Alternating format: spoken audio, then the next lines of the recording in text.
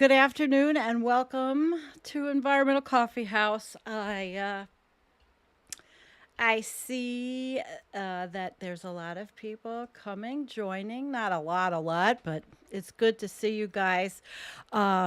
Jean and T-Bone and Unapologetic Vegan and oh, Jack and Bella and hi Trish and Jeffrey and well, today is and Jerome, Jerome, Jerome.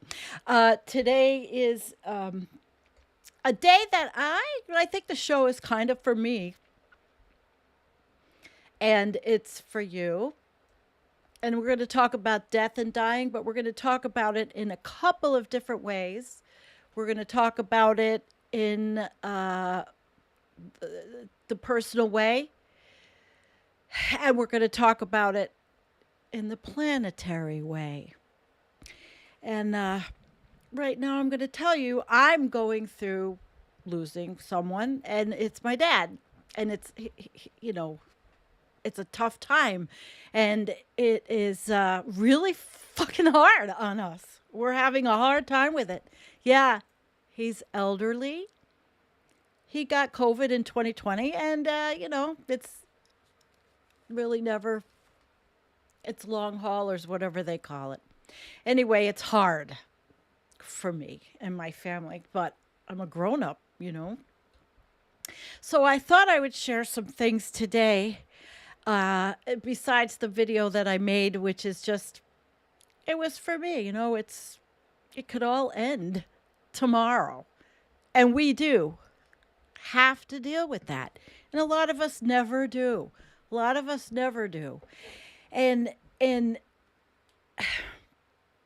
it's a good thing to visit this topic every now and then. And I have been thinking about it a lot in the last, even before, I realized that this was going to happen, that it was going to be hospice, you know. Hi, Annie and Jean, and Jay Brandt. Oh, wow. JF Sebastian. It's great to see all of you. But even before, I knew. I felt it.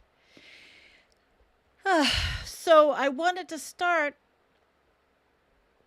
with a little bit on a little bit of review, I guess. Let's see if my Let's see if my overlays work.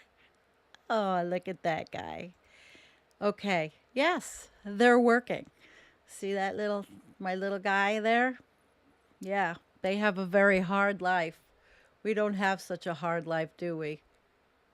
All right, let me fix this. Okay, so what I wanted to do was just a little bit of Elizabeth Kubler-Ross on death and dying. And I don't think I'm going to read, a ton of it, but uh, I think it's good to start with it from the 1969 study and just talk about this model. I studied it, I remember, but she begins the book by discussing how many people in modern society are afraid of death and seek to prolong their lives through medical intervention at any cost. Death is treated as something shameful. It's hidden from children, and at their funerals, dead bodies are made to look as alive as possible. Ross suggests that paying more attention to the feelings of the dying patient might help rid them of some fear. She wonders whether fear of death leads to the continuation of warfare around the world as people wage war in an explicit attempt to defy death by causing it in others. And what do we have going on here? Right? We have these things going on right now. So her book, she comprised a lot of information from terminally ill patients, and she came up with the stages. And a lot of us have taken those stages and we have also put them into a climate grief, a way to cope with climate grief, because most of us here have it. And another thing I wanted to say about this was we know the demographic of this channel. We are not younger people, most of us. And so most of us will be dealing with the prospect of our own demise. And I'm not, I don't want to go into too much personal information about my father, my stepfather right now. I'm going to maintain their privacy. But we all talked last night on a Zoom call, and it's amazing that we could do this. So this is the experience of the person. And they talk about the stage. Now, why is that saying that? Okay. They assume that there must have been a mistake. Some people have the denial right up until the end. And then anger. And the patient lashes out at loved ones and hospital staff. It stems from that realization and acceptance that the patient might not be able to finish what he or she started, and that plans must be cut short by that impending death. Ross advises allowing patients in this phase as much control as possible so they can begin to feel that they are in charge, and that is what the hospice does for a patient. And then comes bargaining. And the bargaining is, I don't want to go. Let's figure something out. And then it's depression. And it could be, things that this person already lost, quality of life, or it could be, a preparatory depression as the patient realizes that death is now likely inevitable. And I've watched so many people in my life. The loss in the last, I'd say 5 or 6 years, especially, because a lot of people in my age group didn't take care of themselves. They drank, they smoked, they died from preventable things. And so you watch it, but you have to understand we've got to take it in ourselves as well.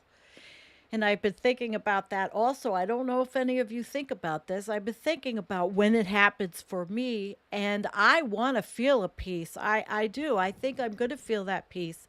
Although recently, with events in life, and I think, as we all look at our lives and we all try to figure out what's our next step, I had been feeling a difficulty with that, with the next step.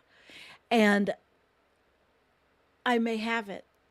It may not be a step I had planned on, but I have a mom. And so that may be a next step for me, for her to give back, because I happen to have a freaking awesome mom. I'm like blessed.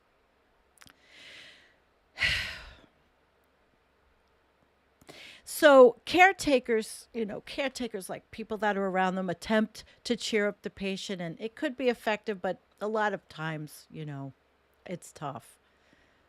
Finally, after passing through other stages, the patient accepts his or her fate. Could be a retreat or withdrawal. It could, not one born from depression. And so people that are with people that are dying, you've got to understand everything that they're going through, really put it off yourself and not think of yourself, but think of them. And how are you going to make it better for them? And that's, I think, what, I'm going through. I'm sure that with COVID, people are experiencing this maybe a million times more than may have experienced if we didn't have COVID. And she said, a lot of terminally ill patients hold out hope for a cure. But that does not mean they have not also come to terms with their death. She said, people who die with the most success are those who are religious. So she didn't promote a religion. And that I think of too. I'm not particularly religious, but I have a feeling that it's going to be not so terrible. So at the end of the book, she discusses about, families and meals and other things that life goes on. Life goes on. And that's what's happening in our life. And, looking to understand that. So I have a video that I want to show. And I hope you guys, I want you to see it. It's not that short, it's not that long, but it's really comforting, and it'll move us from thinking of the deaths of our loved ones to perhaps the bigger picture, which is what we are experiencing, and that is climate disruption, terrible climate disruption. And we're seeing it. We're seeing it, and we are adapting how we feel to it. So let's look at this video that will bridge us from it'll bridge us from ourselves, our families, people around us, the physical, to how we feel about the planet.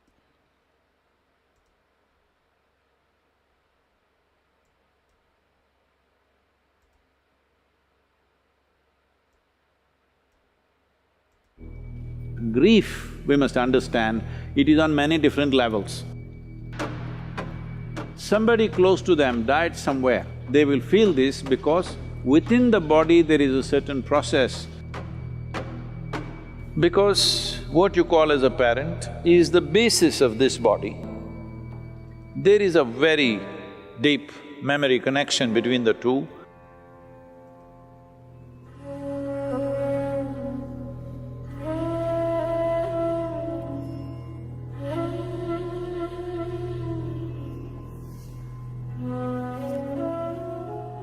Death simply means somebody who was available to you is now absent, that's all. It is not because one life vanished, you're crying about it. It is just that somebody who was, filling a part of the collage for you is absent, so it leaves a hole in your life. Depending upon how close they were, accordingly it leaves that big a hole in your life. So, what you're battling with is not the death of a person, what you're battling with is the size of the hole they have left in your life.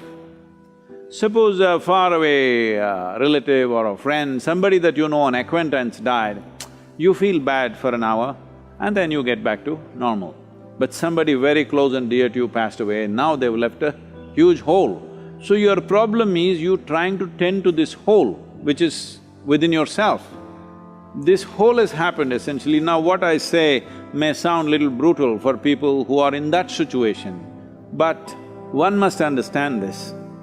If you look for solace, yes, if somebody comes to me who have just lost somebody dear to them, I will also hug them and, protect them and give them some solace. But you must decide whether you want solace or you want a solution to your life. Because today this person will die, tomorrow that person will die, day after tomorrow I may die myself, it doesn't matter. But people keep dying because we are dying kind of people. Let's understand this, all of us, we are dying kind of people. First thing that must be fixed in our mind, we are mortal by nature. So having said that, grief, we must understand, it is on many different levels. There is a psychological grief. In thought and emotion you suffer the loss of the person. But depending upon how much memory you have built within your body with regard to that person, let's say if it's your child or your husband or your wife or some kind of very close bond, then a certain amount of memory is there in your body. We call this traditionally in the yogic culture as runanubandha, that is, body has developed a bond beyond your psychological friendships and companionships and love and whatever else you have. Body itself has done this. A whole lot of people feel this. Somebody close to them died somewhere, they have not received any information. Suddenly they feel their energies are gone and they're like, they don't know what's happened, but suddenly they're almost sick, they're feeling like that, completely drained out. Then after a few hours or few days, information comes that this person is dead. But well before the information came, they will feel this because within the body there is a certain process that the memory starts undoing itself and you feel like you're dumped. Your runanubandha with your parents or with your children is strongest till you're 21 years of age. Once you cross 21 years of age, it is called as the first quarter. In the yogic way of looking at it, 84 is the cycle of life. The first quarter is 21. Up to 21, if you lose a parent or if you lose a child below 21 years of age, the pain will not just be emotional, it'll be physical.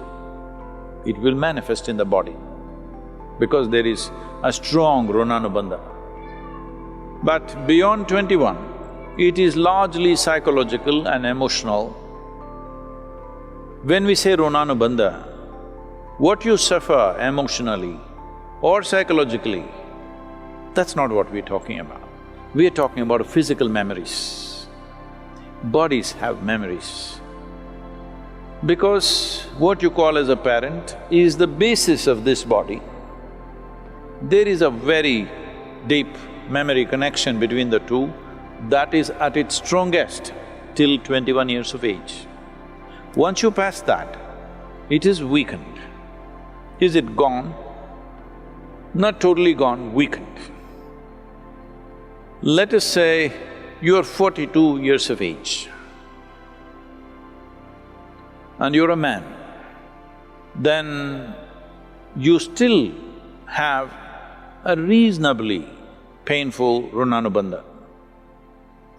But let us say you are 42 years of age and you're a woman, your Ronanubandha is almost negligible.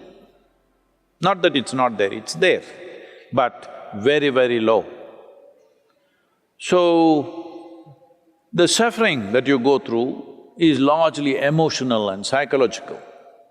If you're psychologically very stable, emotionally balanced, you will see you will handle it quite effortlessly because there is no physical turmoil going on in the system. But the same thing, if they lose their husband, that Runanubandha is physically painful because that is a different type of Runanubandha. A child below 7.5 years of age doesn't have much Runanubandha. The mother and father may have enormous Runanubandha, but on the other side, there is not much Runanubandha. This is not just for psychological reasons. A child below 7.5 years of age doesn't suffer much, doesn't go through the turmoil physically. May suffer because of not being taken care of and those kind of situations if they are there.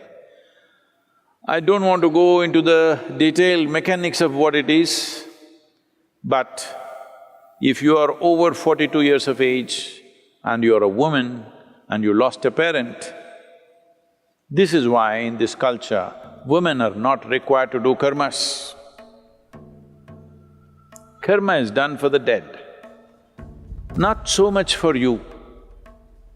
But if you're below 21 years of age, it's very, very important you do it because it's both for the dead and for you. It's very important for you because the person who died, whatever happens, happens. But your life can be in a constant turmoil because there is a physical memory which torments you at a different level.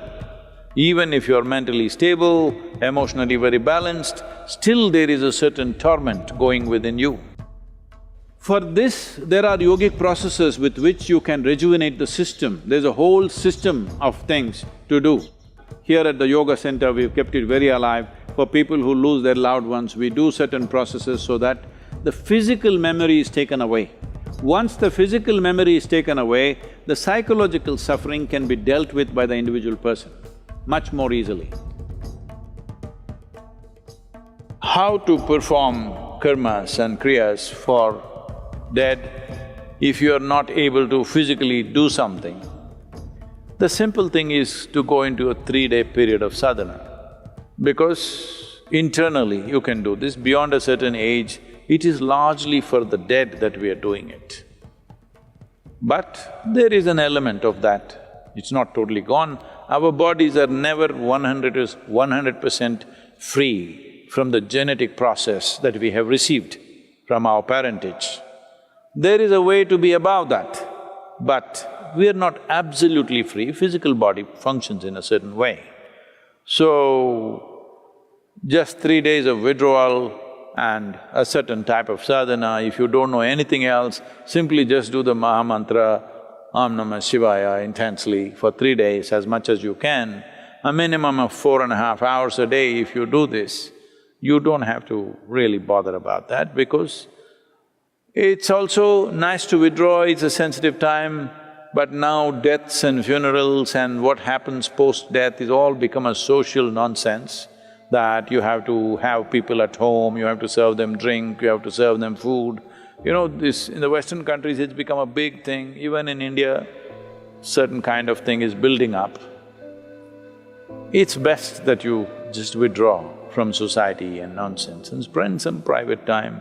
When somebody significant in your life passes away, it's important that you withdraw and do something with yourself rather than simply trying to run the social thing like a distraction.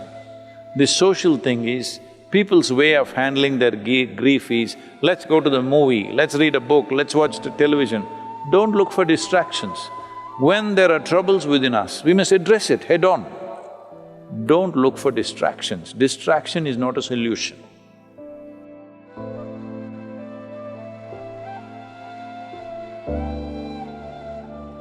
I liked it. And I am really glad that I found that for us.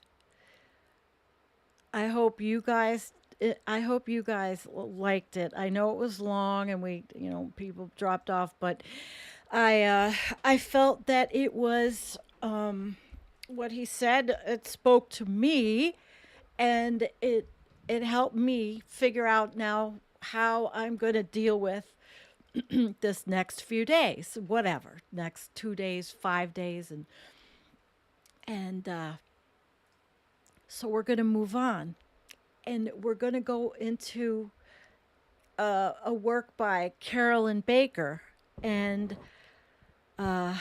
thank you, Rich. He does, and I find that when you go back to certain videos, I don't practice, but I need something to feel better. And when I need something to feel better, my friend Wendy, usually she's from San Diego, and we just went through the loss of her mom last year, so it's quite appropriate. So I'm going to go to Carolyn Baker, who we've had on our channel, and very amazing author. She's coming out with a new book, and Jennifer and I are going to have her as a guest. And I'm going to get ready, and let's look at this. And I set up all my little fun things to the software can do, as long as my computer doesn't take a crap. All right, let's get the screen share on. And Carolyn Baker, she wrote this in 2014, and it was Welcome to Planetary Hospice. And now I plan to read this with a little bit of a background. Let's see if you like this or not. I just enjoy some. Let's see. Welcome to Planetary Hospice. Now we jump to our planet, our beautiful, beautiful planet. You tell me whether or not you like the music. So recently, I've noticed some longtime environmental activists verbalizing a new perspective on climate change that some would label as defeatist. Dave Pollard, for example, says this: no one is in control. The enemy, if there is one, is not a cabal of elites, but a set of codependent, collapsing systems that every one of us has a vested interest in trying to perpetuate. Systems we have all helped co-create and are almost dependent on. The question we must each ask ourselves, I think, is this: if we acknowledge that our systems and hence our civilization cannot be reformed or saved, what can we do now that will make a real difference for the future in our communities and for those we love? Or how about this from Wen Stevenson, writing in The Nation? End the dishonesty, the deception. Stop lying to yourselves and to your children. Stop pretending that the crisis can be solved and the planet can be saved, that business more or less as usual, what progressives and environmentalists have been doing for 40 odd years and more, is morally or intellectually tenable. Let go of the pretense that environmentalism as we know it, virtuous, green consumerism, affluent, low carbon localism, head in the sand conservatism, feel-good greenwash capitalism comes anywhere near the radical response our situation requires. The question is not whether we're going to stop global warming or solve the climate crisis. It's whether humanity will act quickly and decisively enough now to save civilization itself in any form worth saving. Isn't this just giving up or giving in? The pathetic whining of defeatists? I don't think so. To me, these new perspectives are utterances of surrender, but also of extraordinary courage. To explain what I mean, let's take the standard agenda of those who want to do something about climate change.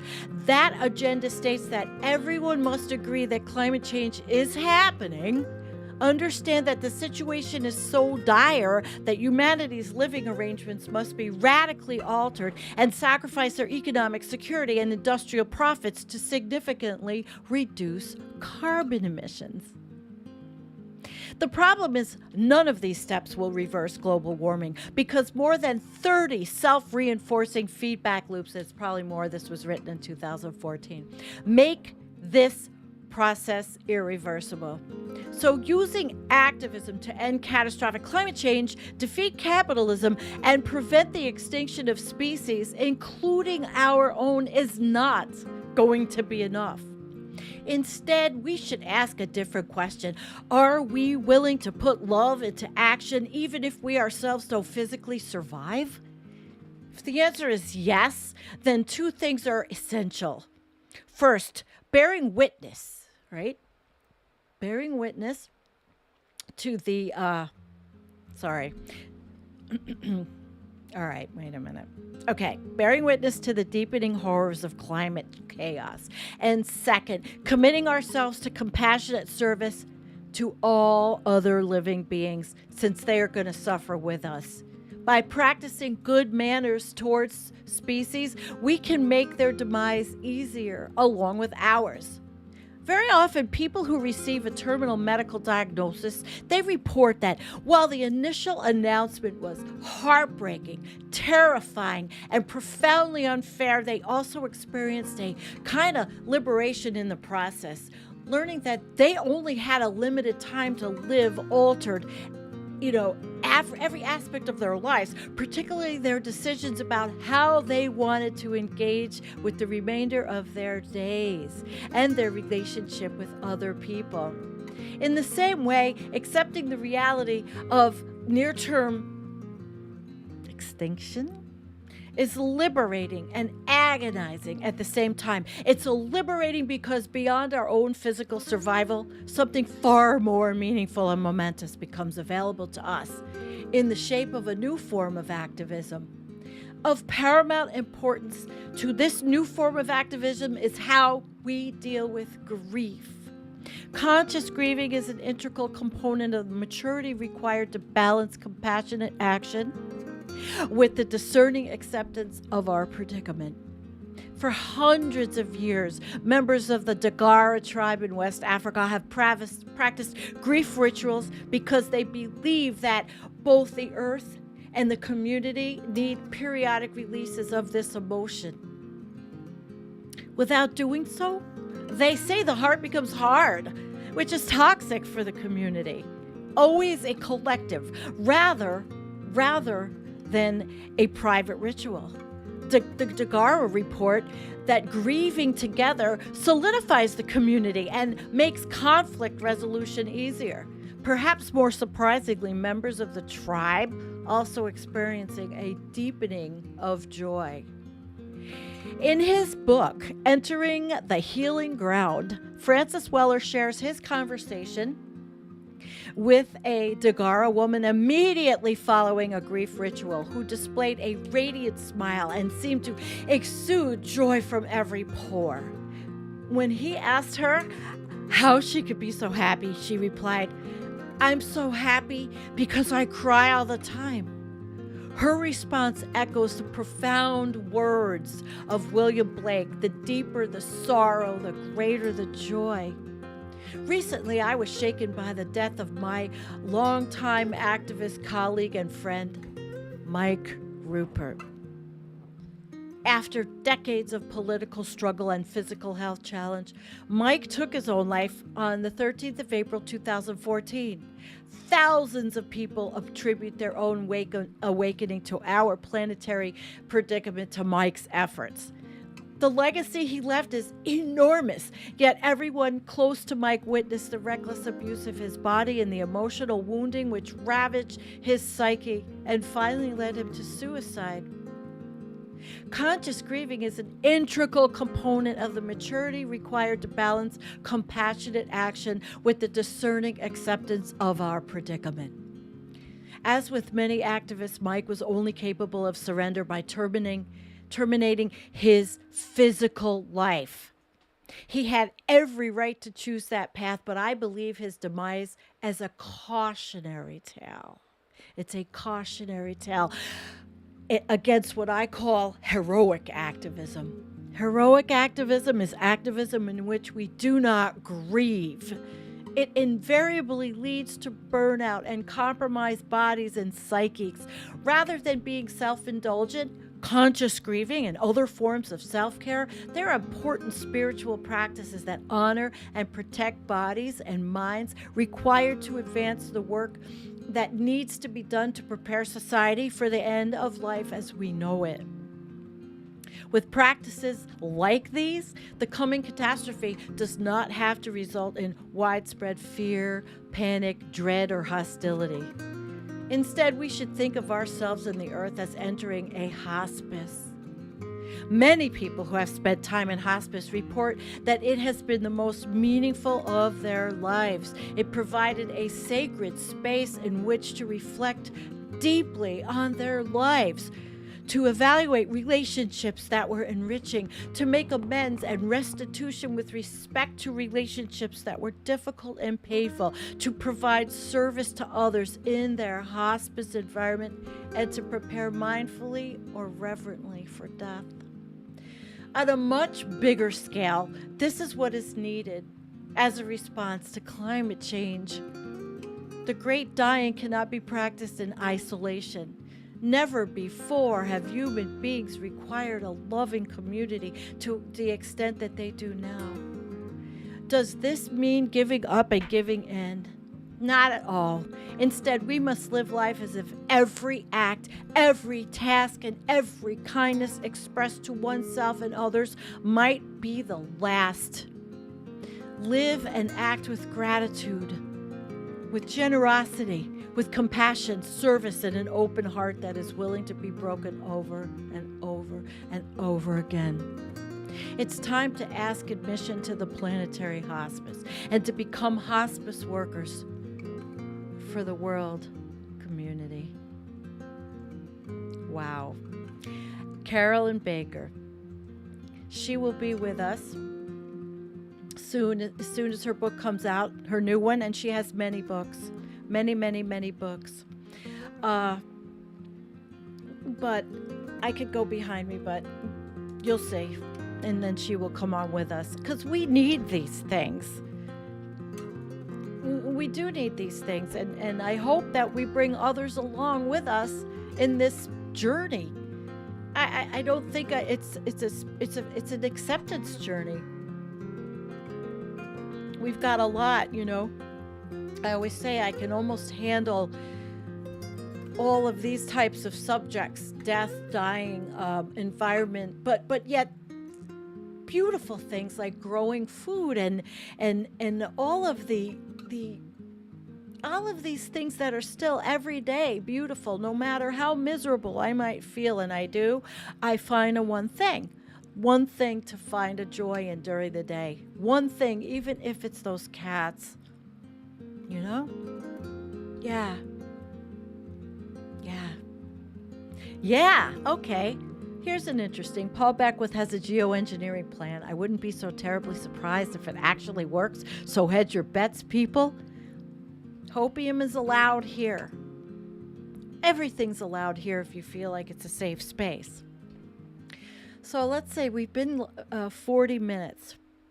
And that was a great article. And I wanted to go on and show you another, you know, I put on a show, another video, but this is from, now, like I said before, I know our age demographic of this channel. You know, I know the demographic. And Jennifer and I were laughing the other day about it, we appeal to ourselves. And, but I wanted to show this because I think it's important to see what the younger people feel. And let's try this one. Okay, I'm going to put this on. I'm going to set it up and let's go for it. It's not as long as at all as the other one, but it will bring us to winding around to a little different conversation.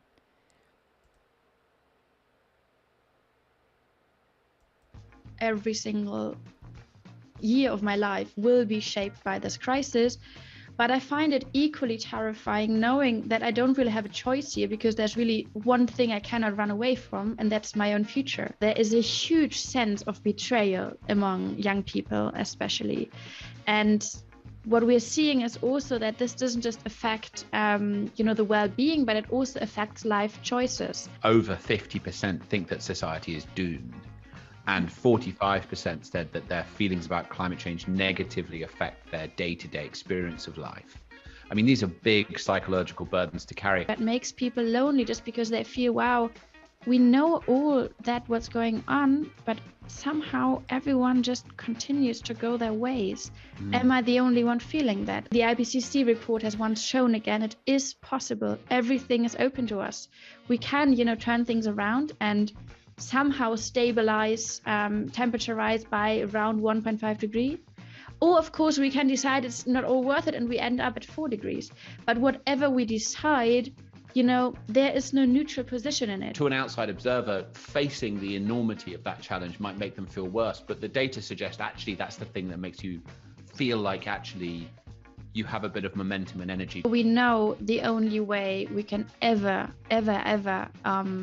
stop it or, slow it down is by understanding what we are facing and then doing everything we can. Thank you for your very thoughtful and well-matured stand vis-a-vis the largest challenge that we've ever had. Thank you for being undaunted. It's the power of movement, it's the power of people, it's the power of knowledge, and it's the power of the climate crisis that forces us to very, very honestly question ourselves. What are we doing? What are we making out of this crisis? What is our role in this? And are we currently part of the problem, or are we already part of the solution?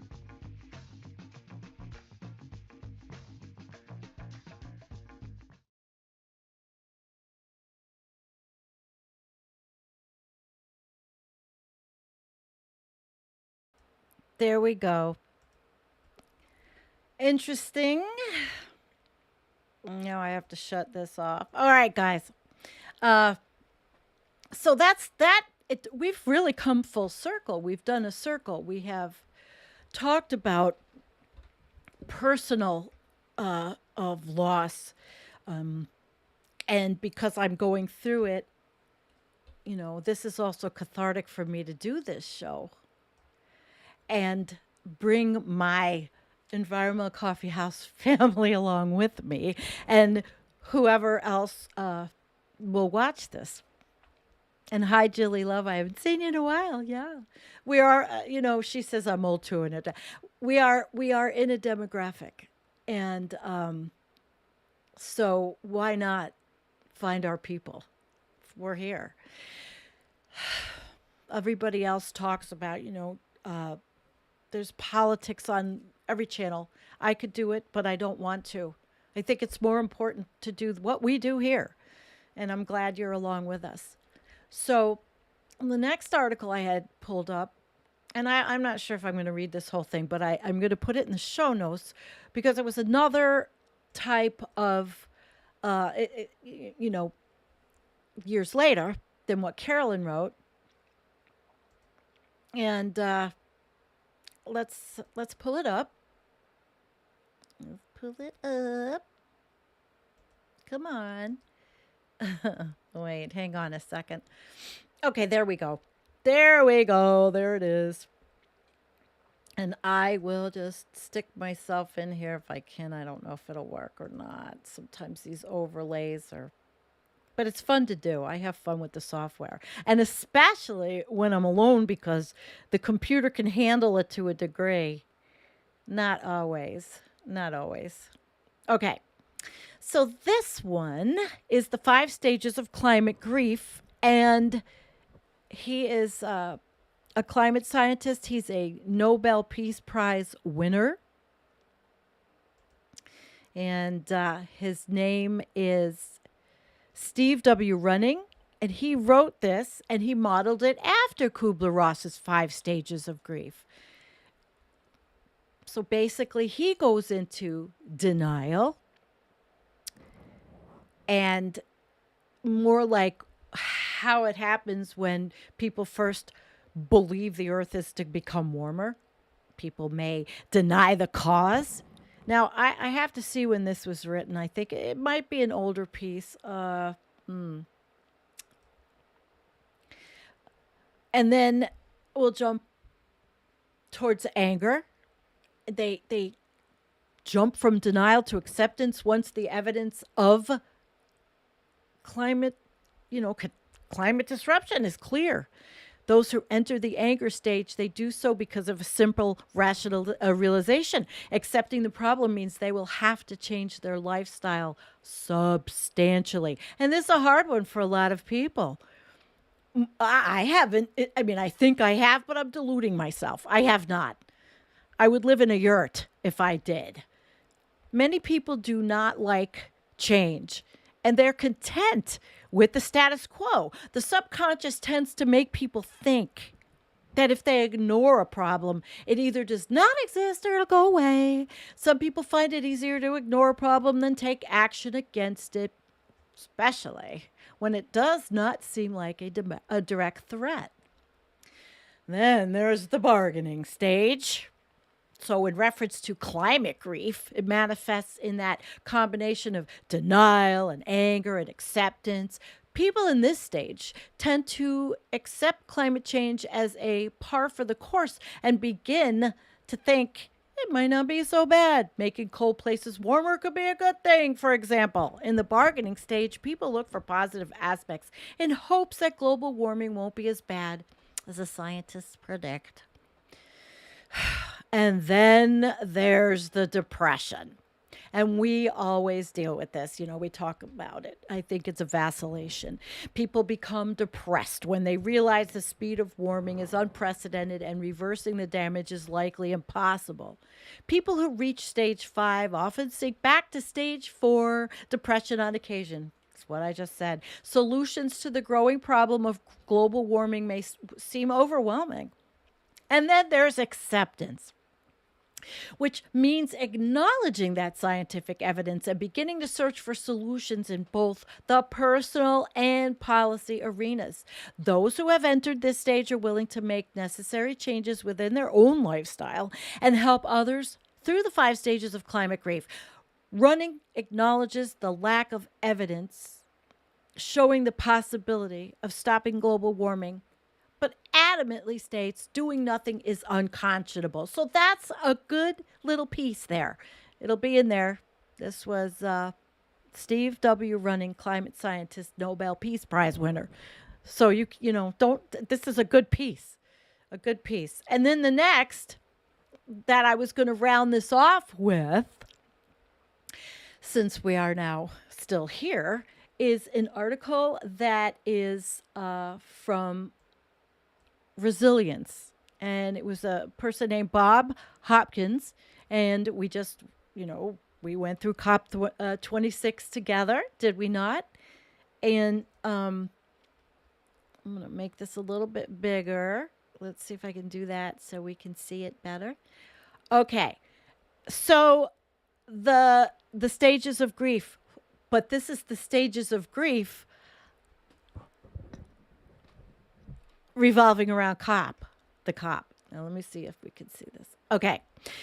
So I don't want to read the exact whole thing, but this person had been to Paris for COP 21 and felt like an extraordinary time, a moment in history that had to be, tasted. Well, with Boris Johnson already starting to lower people's expectations that the summit will be anything other than a massive disappointment, and with his government's inept compromise and hypocritical hands on the rudder of the event, the spin doctors will have their work cut out to present this as anything other than a historically shameful failure to rise to the challenge of these times. But hey, I remain open to being impressed. So he goes on and he talks all about this in I'm not going to read the whole thing, but I really wanted you to see that it's out there, because here's another person that took the On Death and Dying, the 5 stages of grief. And so people are actually finally, they're getting it, you know? And it's, and maybe the mainstream people are never going to, you know? They're understanding that they're probably in the bargaining. I think most people stay in the bargaining and then action, which is fine. It's good. It's good. It's been some heck of a conversation, I think. I'm going to put myself back up, and we are going to do a little talking and round out this show with some comments and conversation. I think it was Gary Hoover said that he talks with younger people in their 20s, 30s, 40s. Yes, they feel betrayed. And like that, betrayal is ongoing, very alienated and frustrated when I was playing the earlier video. Thank you, Gary. Yes, I see. People are, Jarko Korpa, welcome. I'm running up and down of those the stairs of the stages. Yes, we are. And you got to find places to share it. And if it's online, so be it. I have given up thinking that this is a bad thing. I used to feel like, oh God, I have a loser life, but I don't. I have a beautiful life every day. And I know what's happening out there. I know what's happening out there. Scott, gotta fight like hell to get to acceptance. And Hans, I'm going to put this up for Lord You. Thank you for all your knowledge, and RIP. Yes, the man really did work hard. He's a philosopher. Whether you liked it, didn't like it, you have to give the man credit. It was brilliant, you know. And don't blame boomers. It's the 1% who control. Yeah, I agree with you. And that's another thing. It's not blaming boomers. We see that all the time, but we know because we are. Jilly was talking about the demographic. And yes, a bit betrayed, but I still have hope. And that's okay. If it wasn't for the scientists and reporters, I wouldn't. So there, I accept that. I think that is fine. I want people to feel welcome and be able to feel the way they need to feel. Thank you. That's right. Thank you. Gary says moving back and forth through the stages is normal. We can support each other when we find ourselves at different places. That's right. I'm not a loser. Sometimes. I have been. We could be starving or dying of heat exhaustion like many in the third world. Those here are all much better off than most people. Yes!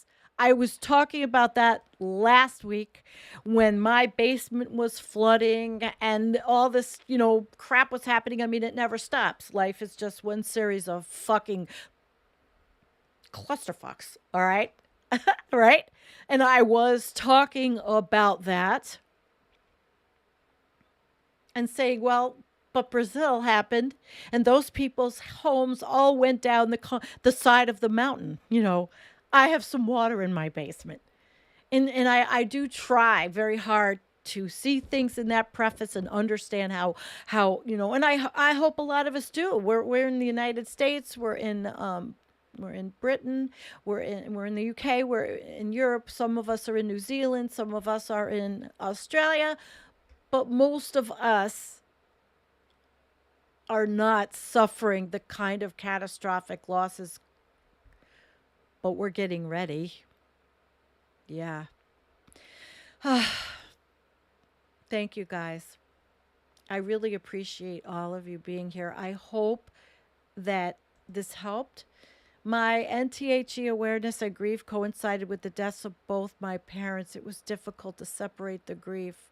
My heart is just breaking right now for that one because I'm feeling it. Completely feeling it. Yeah.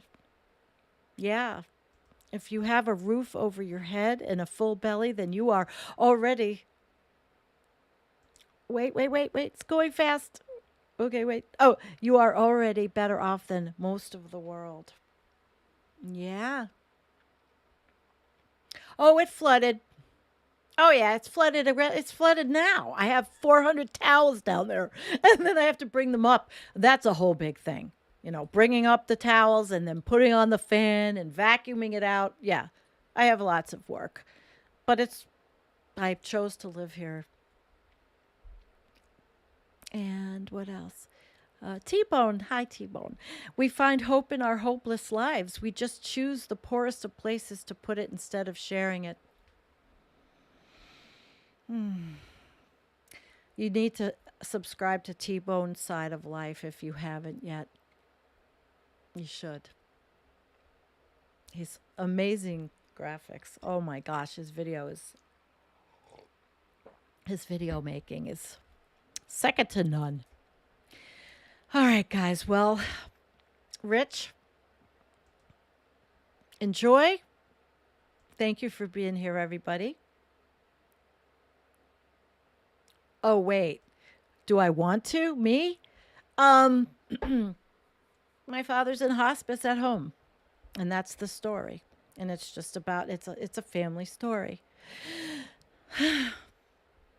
It's a family story. It's not any, it's just right happening right now, which spurred the show. Go watch from the beginning. Okay? Yeah. Khalil Gibran, my first marriage, we recited a Khalil Gibran to each other. My first marriage of 20 years. I was successful, sort of. All right, guys. Thank you very much. And don't forget to go buy us a coffee. You know where the thing is. You're all supporting. I appreciate everything. Poppy, thank you for being here too, sweetheart. I look forward to the weather changing, and I look forward to. I think we have a. Remove it. I removed it. I got it before anybody else did. We're gonna have growing season, and that's gonna come up. And no matter what, we will get through all of the trials and tribulations that's gonna bring everywhere. All of our gardening. Thank you, Scott, sweetheart. A lot of you are my friends on Facebook. So we have a little family. I don't get the time for the Environmental Coffee House page and group as much as I'd like to, but Kate, thank you, sweetheart. And Jilly. Yep. Okay. Have a wonderful day. I kind of like 3:00. I wasn't as rushed as 11 in the morning. So we'll do. Oh, and I can't. This all started with a little poll I did on Twitter, by the way, also about collapse aware and collapse acceptance. And most people that are following me, and we follow each other on Twitter, all said in my poll, collapse acceptance. So there you go. Some people may think I'm crazy. So be it.